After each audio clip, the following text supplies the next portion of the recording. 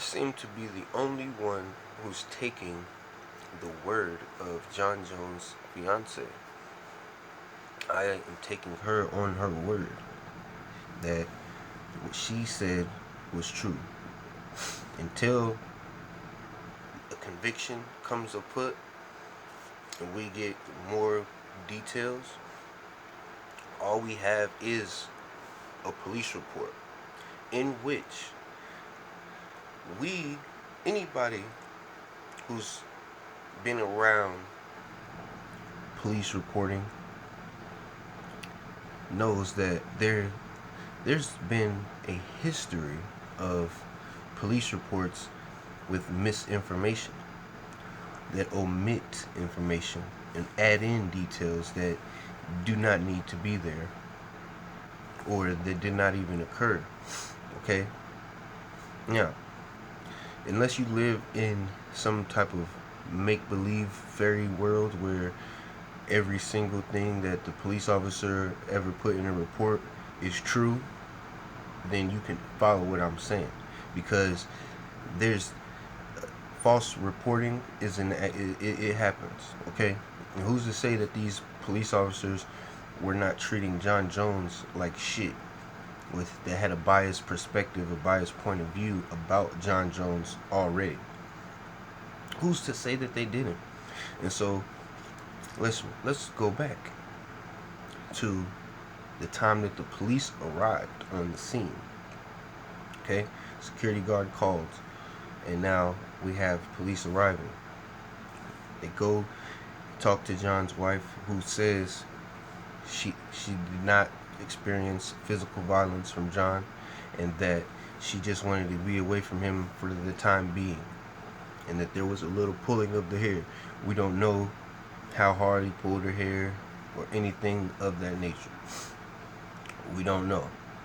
Maybe he was drunk and trying to be playful and went a little too overboard. It's very possible. Okay? It's possible. I'm not saying that's what happened, but it's a possibility.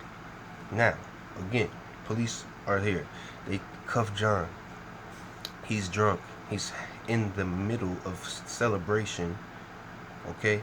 So yeah, he's gonna say, you guys are doing the wrong thing here. You guys are taking me into the biggest night of my life, quote unquote. Now, he's been drinking. He's gonna speak what he feels. Drunk people have a tendency to do that. Now, sometimes their feelings may be a little skewed, but they will let you know how they feel. So now, he's in handcuffs, and he headbutts a police car so hard that it caused a medium-sized dent in the car. Oh my God. A medium-sized dent? Okay. If you know what a medium-sized dent is, I want the exact dimensions of a medium-sized dent. I want the exact dimensions in the comment section. Because I don't know what a medium-sized dent is. I don't know what that means. I don't know. Okay? And along with that, not just a medium-sized dent, he headbutted it with so much ferocity that he even chipped off a little bit of paint on the car with the headbutt. Wait, I didn't see any lacerations on John's head. I didn't see any swelling, inflammation. I saw none of that. I didn't see a nick on John. So if you headbutt a police car or any type of car hard enough to chip paint and create a dent, you should have some type of lacerations or swelling on your head somewhere. That's a pretty hard headbutt. And again, who cares? He's in handcuffs. He's pissed off. He's about to go to jail, and he just headbutted the car. Like, big deal. They're gonna charge him a felony for this. This is how ridiculous society is right now. And again, I don't hear anybody talking about releasing Conor McGregor when he goes out to the VMAs and does all this nonsense that he's been doing lately. All types of nonsense. Not even just of late. We can go back further and further, you know.